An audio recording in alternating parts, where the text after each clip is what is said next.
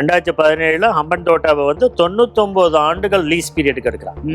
China அவங்கள வந்து ஒரு இறுக்கி இந்தியா வந்து சபஹர் போர்ட்ல அங்கேருந்து வரக்கூடிய எண்ணெய் வந்துச்சுன்னு சொன்னா நம்ம வந்து ஹார்மோஸ் நீரிணைக்கே போக வேண்டும். நம்ம நேரம் கொண்டு காண்ட்லா துறைமுகத்திலேருந்து உங்களுக்கு வந்து சபஹர் வந்து டைரக்டா ரொம்ப கிட்ட. இப்போதைக்கு ஈரான்ல இருக்கக்கூடிய ஒரு தனியார் கம்பெனியிடம் இதை கொடுத்துருவோம்.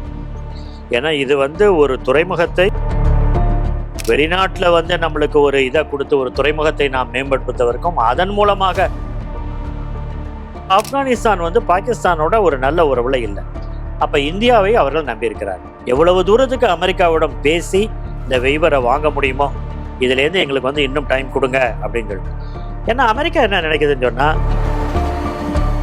சைனாவுடைய பிஆர்ஐ வந்துச்சுல்ல, பெல்ட் அண்ட் ரோடு இனிஷியேட்டிவ்ஸ், அவங்களதும் வந்து தண்ணியில் அதுக்கப்புறம் வந்து லேண்டில் ஸ்வீட்டான குக்கீஸ் ஆனா சுகர் இல்ல, அதுதான் ட்ரூ ஸ்நாக்ஸ். விகடநேயர்களுக்கு வணக்கம். புவிசார் அரசியல் வல்லுநரும் வரலாற்று பேராசிரியருமான திரு பெர்னார்ட் டி சுவாமி அவர்களுடன் ஒரு சிறப்பு நேர்காணல். வணக்கம். வணக்கங்க. பல பிரச்சனைகளை பல சிக்கல்களை உண்டு பண்ணியிருக்கு. இந்தியாவும் அதில் பாதிக்கப்பட்டிருக்கு. குறிப்பாக இப்போ சமீபத்தில் ஈரானில் இருக்கக்கூடிய இந்த சபஹர் துறைமுகம், அந்த சபஹர் துறைமுகத்தை வந்து ஒரு 10 ஆண்டு காலத்துக்கு இந்தியா கையாள்வதற்கு குத்தகைக்கு எடுத்து பல நடவடிக்கைகள் எடுத்திருக்கு. நிறைய முதலீடு இந்தியா செஞ்சிருக்கிறதுல ஈரான் மீது அமெரிக்கா பொருளாதார தடை விதித்திருக்கு. ஆனால் இந்த துறைமுகத்திற்கு மட்டும் வந்து விலக்கு அமெரிக்கா கொடுத்திருந்தது. அந்த விலக்கு வந்து ஏப்ரல் 26 முடிவுக்கு வந்துருச்சு. அடுத்து என்ன இந்தியா செய்ய போகுது அப்படின்னு தெரியல. அமெரிக்கா அந்த விலக்கு நீட்டிக்கவும் இல்லை. அது ஒரு பெரிய ஒரு கேள்விக்குறி எழுந்திருக்கு. அது என்ன இந்தியா அடுத்து செய்யறதுக்கான அதில் வாய்ப்புகள் இருக்குன்னு நினைக்கிறீங்க? என்ன அது சிக்கல் இருக்குன்னு நினைக்கிறீங்க? நம்முடைய வெளிநாட்டு அரசியலில் வெளிநாட்டு உறவில் ஒரு முக்கியமான ஒரு குறுக்கீடு இந்தியா பண்ணியிருக்குன்னு சொன்னால் அது வந்து இந்த சபஹர் துறைமுகத்தை வந்து நாம் எடுத்து அதை மேம்படுத்தி அதன் மூலமாக நம்முடைய பொருளாதாரத்தை மேம்படுத்துவதற்காக தான் இதை எடுத்தோம். இது வந்து 2003ஆம் ஆண்டு அந்த நாட்டினுடைய பிரசிடெண்ட்டாக இருக்கிறாரு மஹமூத் கட்டாமி வந்து இந்தியாவுக்கு வர்றார். அப்போ இங்கே வந்து வாஜ்பாய் பிரைம் மினிஸ்டர், அவங்க 2 பேரும் மீட் பண்ணுறாங்க. மீட் பண்ணுறப்ப அவங்க போட்ட ஈரான் இந்தியா அக்ரிமெண்ட்டில் ஒன்று வந்து சபஹர் அந்த துறைமுகத்தை இந்தியா வந்து எடுத்துக்கொண்டு அதை வந்து மேம்படுத்தி கொடுக்க வேண்டும் என்பது தான் ஒன்று. அதுக்கப்புறம் 2003க்கு அப்புறம் பார்த்தோம்னா அது வந்து ஒரு மாதிரி ஒரு கிடப்பிலேயே கிடக்குது. 2 பக்கமும் எந்த விதமான முயற்சிகளும் எடுக்கப்படவில்லை.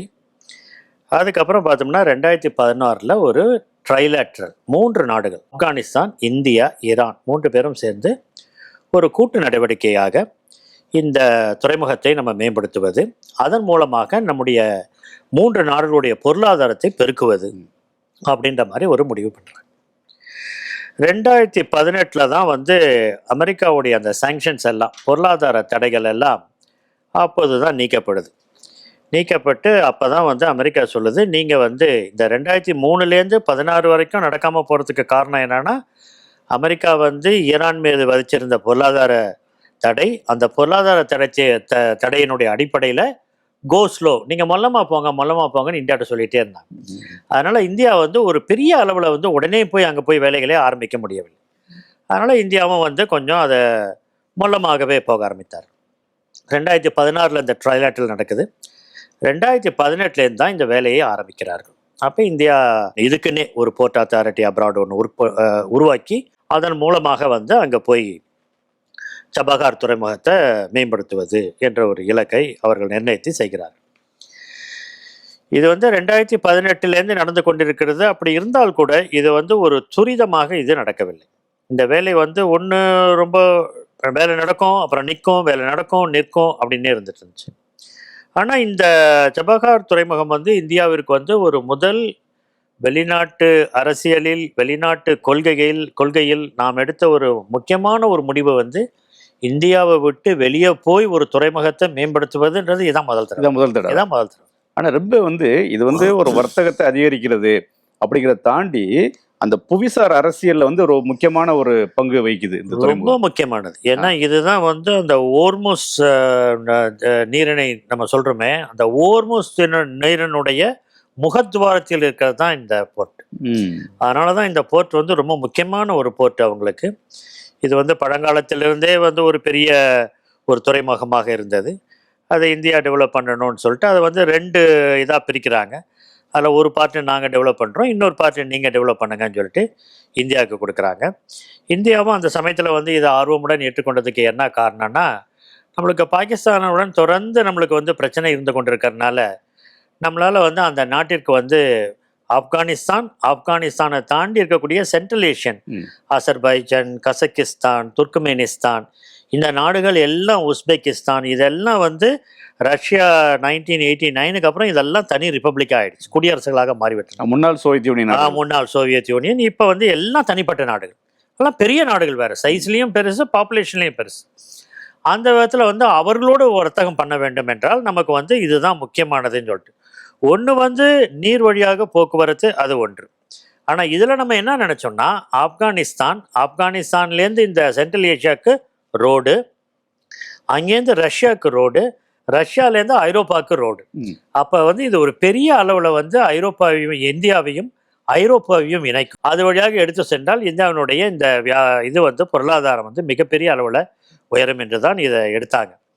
ஆனால் இது வந்து அமெரிக்கா வந்து தொடர்ந்து இந்த இதுக்கு முன்னாடி பாகிஸ்தான் வழியே போகுது, பொருளாதார ரீதியாக என்ன சிக்கல் இருந்தது, மற்ற அரசியல் ரீதியாக என்ன சிக்கல் இருந்தது? இது 2003 நம்ம போட்ட உடனேயே பாகிஸ்தான் வந்து அவங்களுக்கு பக்கத்தில் நம்ம போயிட்டோம் அப்படின்னு சொல்லிட்டு நினச்சாங்க.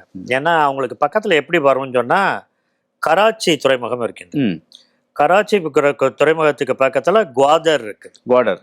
ஆமாம், குவாடர் தான் வந்து சைனா. குவாதரை வந்து சைனாக்கு 2007 அவங்க கொடுக்குறாங்க. ஓ.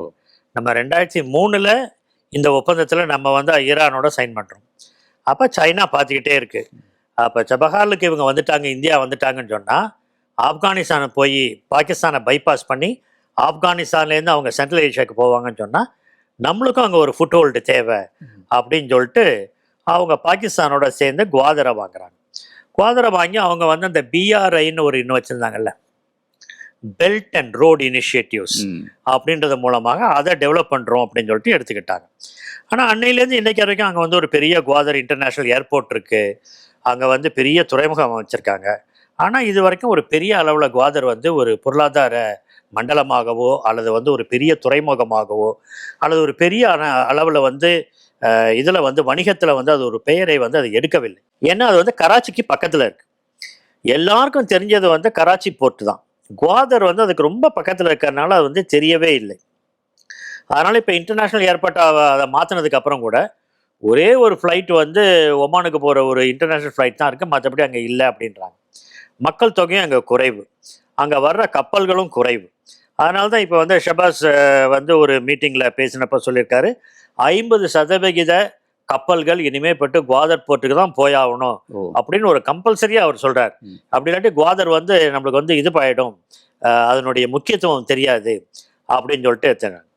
ஆனால் சைனாவுடைய ஒரு இது எப்போதுமே நம்ம பார்த்தோம்னா, அவங்களுடைய அந்நிய கொள்கையில் எந்தெந்த நாடுகளிலெல்லாம் இந்த மாதிரி போர்ட் இருக்கின்றதோ, துறைமுகங்கள் இருக்கின்றதோ, அந்த துறைமுகத்தை எடுத்து வலுப்படுத்தி அதன் மூலமாக அவருடைய ப்ரெசன்ஸை வச்சுக்கிட்டு அதன் மூலமாக அந்த நாட்டில் நடக்கக்கூடிய விஷயங்கள் எல்லாத்தையும் ஆராய்வது என்பது சைனாவுக்கு வந்து ரொம்ப முக்கியமான ஒரு பணியாக அவர்கள் பண்ணி கொண்டிருக்காரு. அதில் முக்கியமானது வந்து அந்த ஸ்ட்ரிங்ஸ் ஆஃப் பேர்ல்ஸ். ஆமாம், ஸ்ட்ரிங்ஸ் ஆஃப் பேர்ல்ஸ். அது வந்து அதில் வந்து குவாடரும் வருது. குவாடரும் வருது. இலங்கையில் ஹம்பன் தோட்டா வரைக்கும் வருது. ஹம்பன் தோட்டா 2017 எடுக்கிறாங்க. 2017 ஹம்பன் தோட்டாவை வந்து 99 ஆண்டுகள் லீஸ் பீரியடுக்கு எடுக்கிறாங்க. இப்போ அதில் தான் இருக்குது. இப்போ வந்து ஹம்பன் தோட்டா இப்போ இருக்கிறது வந்து ஏன்னா இதுக்கு வந்து ஸ்ரீலங்காவுக்கு வந்து ஒரு பெரிய பொருளாதார நெருக்கடி ஏற்பட்டு விட்டது. அந்த பொருளாதார நெருக்கடியில் அவங்க வாங்கின கடனை கொடுக்க முடியல. அப்படி கொடுக்க முடியாத பட்சத்தில் சைனா அவங்கள வந்து ஒரு இறுக்கி நீங்கள் வந்து 99 ஆண்டுகள் எங்களுக்கு வந்து இதை லீஸ் பீரியடில் கொடுத்துருங்கன்னு சொல்லிட்டு அதை எழுதி வாங்கிட்டாங்க. அப்போ 85% ஷேர்ஸ் வந்து ஹம்பன் தோட்டா வந்து சைனாட்ட இருக்குது, 15% மட்டும்தான் ஸ்ரீலங்காட்ட இருக்குது. ஆனால் அவங்க வெளியில் எப்படி சொல்கிறாங்கன்னா, இது ஒரு கமர்ஷியல் லீஸ், இது வந்து நாங்கள் வியாபாரத்திற்காக நாங்கள் எடுத்திருக்கிற லீஸ் அப்படின்னு சொல்லிட்டு சொல்கிறாங்க. அது கிடையாது. அது வழியாக அவருடைய கப்பல் வருவதற்கும் மற்ற கப்பல்கள் வருவதற்கும் எல்லாத்துக்குமாக வந்து சைனா வந்து, அதனால் சைனா வந்து எப்பொழுதுமே ஒரு வெளிநாட்டில் இந்த மாதிரிலாம் எங்கெங்கெல்லாம் இதே ஆப்பிரிக்காவில் பார்த்தீங்கன்னா நிறைய நாடுகள், இப்போ லத்தீன் அமெரிக்கா நாடுகளில் நிறைய நாடுகள், எல்லா இடத்துலையுமே நம்ம பார்த்தோம்னா சைனாவுடைய இந்த போர்ட்ஸ் துறைமுகங்கள் இருந்து கொண்டே இருக்கும். இந்த துறைமுகங்கள் எல்லாம் வியாபாரத்திற்காகவும் அதே சமயத்தில் ஸ்ட்ராட்டஜி மிலிட்டரி இதுக்காகவும் சேர்த்து தான் அவங்க இது பண்ணிக்கிட்டே இருக்காங்க. அதனால நம்மளுக்கு சபஹார் நம்ம எடுத்த உடனேயே அதுக்கு வந்து ஒரு இணையாக பாகிஸ்தான் வேணும்னு சொல்லிட்டு தான் குவாதரை அவங்கள்ட்ட கொடுத்தாங்க. ஆனால் குவாதரை வந்து அவங்களால நம்மளால டெவலப் பண்ண முடியல. நம்மளால சபஹாரை டெவலப் பண்ண முடியாததுக்கு என்ன காரணம்னா, அமெரிக்கா தொடர்ந்து பொருளாதார இதை வந்து ஈரான் மேலே வந்து பொருளாதார தடை ஈரான் மீது விதித்து கொண்டே இருந்த காரணத்தினால அது வந்து முடிவுக்கு வரவே இல்லை. அதுதான் நீங்கள் குறிப்பிட்ட மாதிரி வந்து கடைசியாக அவங்க வந்து போன ஆண்டு 2025 பிப்ரவரியிலேயே ட்ரம்ப் என்ன சொன்னார்னா, ரூபியோ செக்ரட்டரி ஆஃப் ஸ்டேட்டு, நீ வந்து இந்த வெய்வர்லாம் யார் யார் கொடுத்துருக்கோம் பாரு, யார் யாரெல்லாம் வந்து கொஞ்ச நாளைக்கு வந்து வியாபாரம் வச்சுருக்கீங்க ஈரானோட நீங்கள் செய்யுங்கன்னு சொல்லிட்டு அமெரிக்கா கொடுத்ததெல்லாம் பாரு அப்படின்னு சொன்னார். அதில் ஒன்று இந்தியாவுக்கு ஒரு வெய்வர் கொடுத்துருக்காங்க, நீங்கள் வந்து ஒரு 6 மாதம் இதை செய்யுங்க அப்படின்னு சொல்லிட்டு சொல்லியிருக்காங்க. அப்போ அவர் வந்து செப்டம்பர் மாதத்துலேயே சொல்லிட்டாரு, இதை 6 மாதம் கொடுத்து நீ முடிச்சிடு அப்படின்ட்டார். அப்போ செப்டம்பர் 29 போலயே இந்த இது வந்து உடன்படிக்கையை வந்து ஓரளவுக்கு வந்து காலாவதியாக ஆக்கிவிட வேண்டும் என்று சொல்லி செப்டம்பர்லேயே முடிவு பண்ணி அக்டோபரில் சொல்லிட்டாங்க, இன்னும் 6 மாதத்துக்கு தான் நாங்கள் வந்து உங்களுக்கு அனுமதி கொடுக்கின்றோம், நீங்கள் வந்து இந்த இதுலேருந்து துறைமுகத்திலேருந்து உங்களோட துறைமுகத்தை மேம்படுத்துவதற்கும் உங்களுடைய வியாபாரத்தை விருத்தி பண்ணுவதற்கும், அதுக்கப்புறம் இதை வந்து நாங்கள் க்ளோஸ் பண்ணிடுவோம்னு சொல்லிட்டு. அதுதான் இப்போது ஏப்ரல் 26ஆம் தேதியோடு முடிந்தது. இதுவரைக்கும் எந்த முடிவும் இதுவரைக்கும் எடுக்கப்படவில்லை. ஆனால் இந்தியாவுக்கு 2-3 ஆப்ஷன்ஸ் இன்னைக்கு இருக்கு. இப்போ இதுக்கு முன்னாடி நம்ம சூயஸ் கால்வாயை பயன்படுத்தி தான் ஐரோப்பிய நாடுகளுக்கு போயிட்டு வந்துட்டு இருந்தோம். இப்போ சபாகரை பயன்படுத்தும் போது ரெண்டுக்கும் என்ன வித்தியாசம் இருக்கு? சபாகர் வந்து நம்மளுடைய இதை வந்து டிஸ்டன்ஸை வந்து ரொம்ப குறைக்கும். ஆப்கானிஸ்தானுக்கும் அங்கேருந்து சென்ட்ரல் ஏஷியாவுக்கும் போயிட்டா, ஏன்னா சென்ட்ரல் ஏஷியான்றது வந்து இதுக்கு முன்னாடி இருந்த ரஷ்யா தானே, அதனால் வந்து அப்பயே நீங்கள் ஐரோப்பாவுக்குள்ளே நீங்கள் உள்ளே நுழைஞ்சிட்டீங்க. அதுக்கப்புறம் ரஷ்யாவிலேருந்து உங்களுக்கு ஐரோப்பா போகிறதுன்றது, ஈஸ்டர்ன் யூரோப் வழியாக போகிறதுன்றது வந்து உங்களுக்கு கஷ்டமே கிடையாது. இன்னொன்று வந்து அதெல்லாம் வந்து இன்றைக்கி வந்து ஒரு ஃப்ரீ ட்ரேடாக ஆகிட்டு இருக்கிறப்ப, தடையில்லா வர்த்தகம் இன்றைக்கி அங்கெல்லாம் ஆரம்பித்துட்டு இருக்கிறப்ப, இது ஒரு பிரச்சனை இல்லாமல் பொருட்களை எடுத்துகிட்டு போகிறதுக்கான வாய்ப்பாக இருக்கும் என்று சொல்லி. இன்னொன்று இந்த சூயஸ் கேனலாக இருக்கட்டும், அப்படி இல்லாட்டி இந்த ஹார்முஸ் நீரிணையாக இருக்கட்டும், இது எல்லாமே வந்து வரும் நாட்களில் மிக மிக பிரச்சனைக்குரியதாக மாறப்போவதை வந்து எல்லாருமே பார்த்தாங்க. ஒன்று கப்பல்களுடைய எண்ணிக்கை, இன்னொன்று அதனுடைய போக்குவரத்து மிக அதிகமாகிறது, அதை நம்பி இருக்கக்கூடிய பொருட்கள், இதுலேருந்து இன்னும் கொஞ்சம் ரோட்லையும் நம்ம வந்து நம்முடைய இது, அதனால தான் வந்து நீங்கள் பார்த்தீங்கன்னா இதெல்லாம் ஆன் லேண்டில் வந்து இவ்வளோ பெரிய ஒரு இடத்த எடுத்து போட்டு நம்ம பண்ணால் ஈஸியாக இருக்கும். தண்ணியில் பிரச்சனை வந்துட்டா கூட சூயஸ் கனலாக இருக்கட்டும், அல்லது இப்போ ஹார்முஸ் வந்ததாக இருக்கட்டும், அல்லது இங்கே இருக்கிற மலாக்காவாக இருக்கட்டும் அப்படின்னு சொல்லிட்டு. இப்போ இதில் ஒரு சிறப்பு என்னன்னா, இந்தியா வந்து சபஹர் போர்ட்டில் இப்போ நம்மளுக்கு வந்து அங்கேருந்து வரக்கூடிய எண்ணெய் வந்துச்சுன்னு சொன்னால், நம்ம வந்து ஹார்முஸ் நீரிணைக்கே போக வேண்டாம், நம்ம நேரம் கொண்டு வந்துடலாம். அந்த அளவுக்கு ரொம்ப ஸ்ட்ராட்டஜிக்கலி லொக்கேட்டட் இதை தான் வந்து.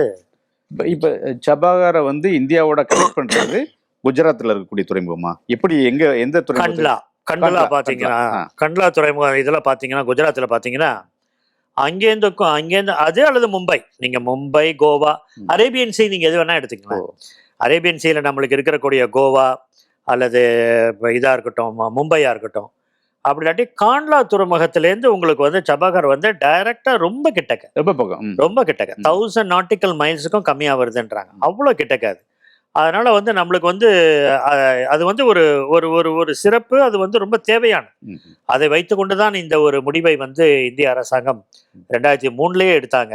இதை வலுப்படுத்த வேண்டும், இதன் மூலமாக பொருளாதாரத்தை பெருக்க வேண்டும் என்று. திட்டமே வெறும் அந்த நீர்வழி பாதைன்னு இல்லாமல் நீங்கள் சொன்ன மாதிரி இந்த தரைவழி பாதை, அதோட ரயில் பாதையும் அது திட்டமிட்டிருக்காங்க. கிட்டத்தட்ட ஒரு 900 கிலோமீட்டர் தூரத்துக்கு திட்டமிட்டிருக்காங்க. அந்த பணிகள்லாம் வந்து எந்த அளவுக்கு இருக்கு? இது எல்லாமே வந்து ஒரு மாதிரி ஒரு ரேஸ்ல தான் போயிட்டு இருந்துச்சு. ஏன்னா சைனாவோடைய BRI வந்துச்சுல்ல, பெல்ட் அண்ட் ரோடு இனிஷியேட்டிவ்ஸ், அவங்களதும் வந்து தண்ணியில் அதுக்கப்புறம் வந்து லேண்டில் ரெண்டுத்துலேயுமே வந்து பாதைகளை அமைத்து நம்முடைய பிஸ்னஸை, நம்முடைய வியாபாரத்தை விருத்தி செய்வது தான். அதே போல தான் இங்கேயும் வந்து இவங்க ஓரளவுக்கு வந்து இவங்க என்ன பண்ணிட்டாங்க, தண்ணியை விட்டுட்டாங்க. ஓரளவுக்கு வந்து இது லேண்ட் வழியாகவே இது எல்லாத்தையும் எடுத்துகிட்டு போயிட முடியுமான்னு சொல்லிட்டு. அப்படி எடுத்துகிட்டு போகிறப்ப தான் ரயில்வேயாக இருந்துச்சுன்னா, ட்ரெயினாக இருந்துச்சுன்னா உங்களுக்கு சரக்கு ரயில்கள் மூலமாக இந்த இதெல்லாம் தூக்கிட்டு போகிறதுக்கு வந்து ஈஸியாக இருக்கும். கண்டெய்னர்ஸை எடுத்துகிட்டு போகிறதுக்கு அதுதான். கப்பலில் எவ்வளோ தூரத்துக்கு கண்டெய்னர் கொண்டு வருமோ அந்த அளவுக்கு ரயில்லையும் கண்டெய்னர் கொண்டு போகலான்றதுக்காக தான் அந்த ரயில் வழி பாதையும் அவர்கள் வந்து முடிவு பண்ணது. இங்கேருந்து விளாடிவாஸ்டிகா வரைக்குமே கொண்டு போயிடலாம் அப்படின்றத அவங்க முடிவு பண்ணாங்க. இப்போ வந்து இன்னும் கொஞ்சம் சிறு சிறு மாற்றங்களை செய்து கொண்டிருக்கிறார்கள். இன்னும் இந்த வேலையெல்லாம் எதுவும் முழுமை பெறவில்லை. ஏன்னா இதனுடைய அழுத்தம் இப்போ எல்லாமே எங்கேருந்து வருதுன்னா அமெரிக்கா கொடுக்குற அழுத்தம். இந்த போர் வந்து February 28 நடந்துட்டுருக்கு. இந்த அமைதி பேச்சுவார்த்தை தோல்வி அடைஞ்சது இஸ்லாமாபாத்தில். அதுக்கப்புறம் அமெரிக்கா வந்து கப்பல் முற்றுகையை ஆரம்பித்தது. இந்த நேவல் பிளாக்கேட் ஆரம்பித்ததுனால தான் இப்போ நம்மளுக்கு இந்த ஏப்ரல் 26 அமெரிக்காவோடையும் டெஹ்ரானோடையும் நம்மளால் ஈரானோடையும் பேசி முடிவு பண்ண முடியல. இதுவே இந்த ஒரு கப்பல் முற்றுகை இல்லாமல் இருந்திருந்தால் அமெரிக்கா என்ன நினைக்குதுன்னா, கப்பல் முற்றுகை மூலமாக இன்னைக்கு ஈரானுகளுடைய எந்த துறைமுகத்தில் இருந்தும் கப்பல்கள் வந்து புறப்பட வெளியே வருவதற்கும் உள்ளே போவதற்கும் அனுமதி இல்லை அப்படின்றது தான் அவங்களுடைய நிலைப்பாடு. கப்பல் வருது, கப்பல் உள்ளே போகுது, ஆனாலும் இவங்க வந்து இப்போ வெளியில் நின்றுக்கிட்டாங்க. முன்னாடி வந்து ஆர்மூஸ் துறைமுகம் உள்ளேயே நின்றுட்டு ஆர்மூஸ் நீர்நிலையே இருந்தாங்க. அதுக்கு வரக்கூடிய கப்பல்கள் போகக்கூடிய கப்பல்களை கண்காணித்து கொண்டிருந்தார்கள். ஆனால் அது வந்து அந்த போர் நிறுத்தத்தினுடைய சீஸ்ஃபயருக்கு அது எதிராக போகுது.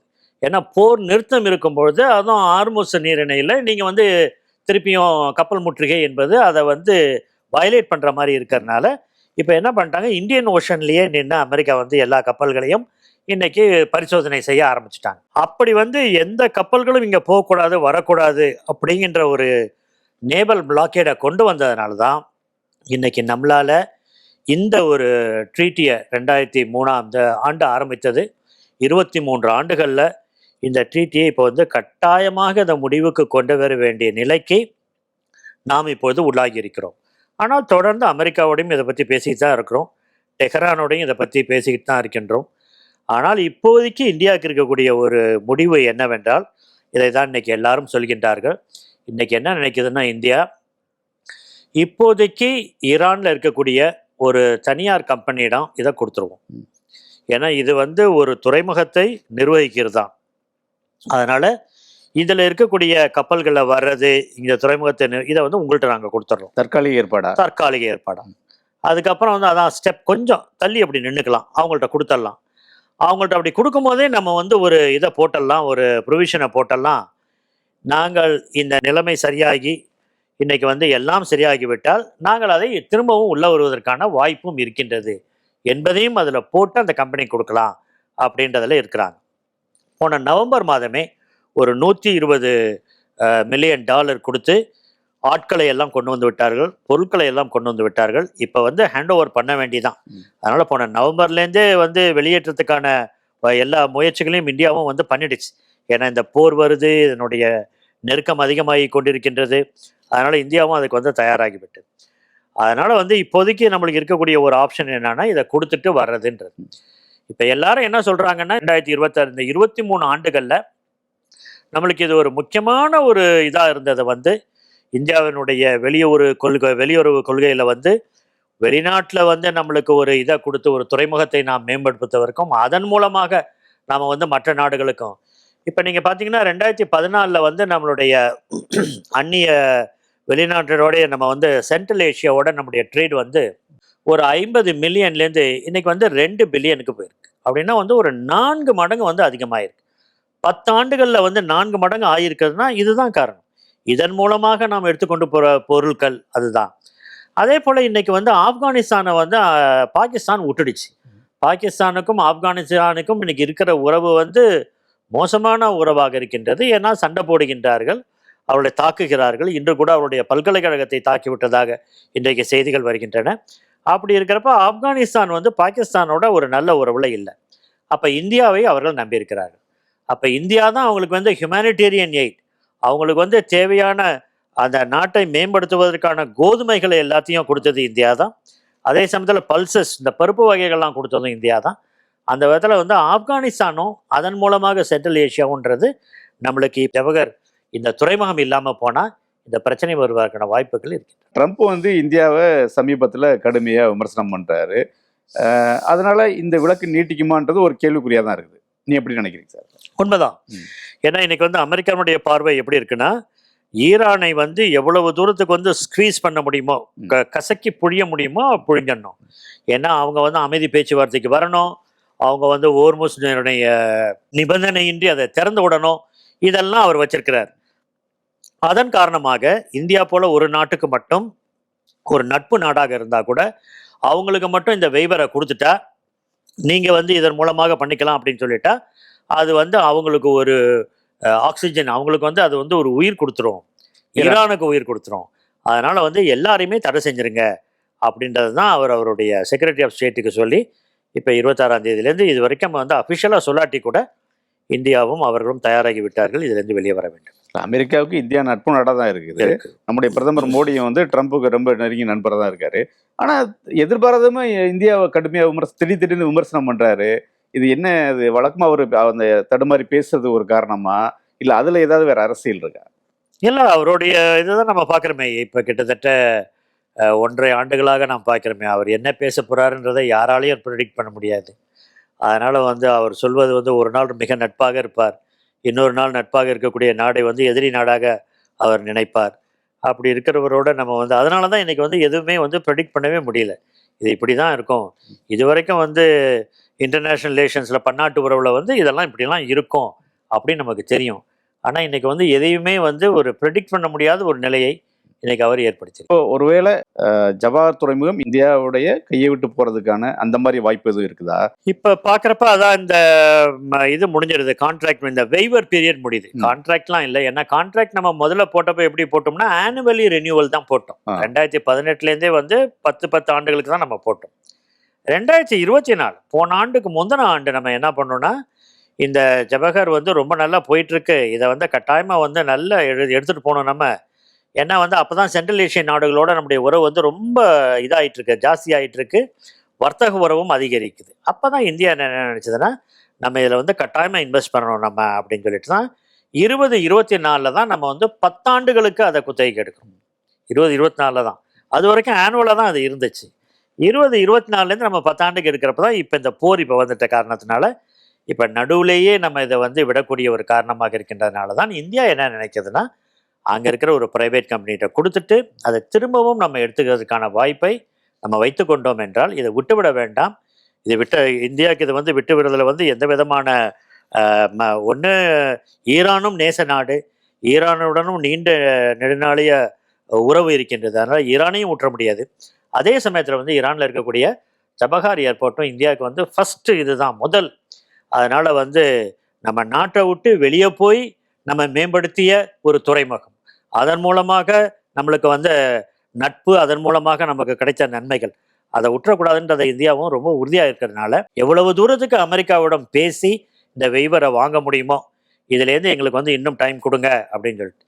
ஏன்னா அமெரிக்கா என்ன நினைக்குதுன்னு சொன்னால், இந்தியாவுக்கு இந்த வெய்வர் கொடுத்துட்டா இந்தியா வந்து ஈரான்டேருந்தும் ரஷ்யாட்டேருந்தும் ஆயில் வாங்கிட்டாங்கன்னா மற்ற அவங்களுக்கு அவங்களோட இது போச்சு இல்லை, நம்ம வந்து அவங்கள சார்ந்து இல்லையே, அமெரிக்காவை சார்ந்து இல்லையே. அதனால் அமெரிக்கா வந்து எப்போதுமே எப்படி பார்க்குதுன்னா, அவர்களை நம்மளை சார்ந்திருக்க வேண்டும் என்பதற்காகவே அவங்களுடைய வர்த்தகங்களை, அவங்களுடைய டிப்ளமேட்டிக் ரிலேஷன்ஸ் எல்லாத்தையும் அப்படி வச்சுக்கிறாங்க. அதில் தான் இதில் வந்து இந்தியாவை இப்போ விடமாட்டாங்க.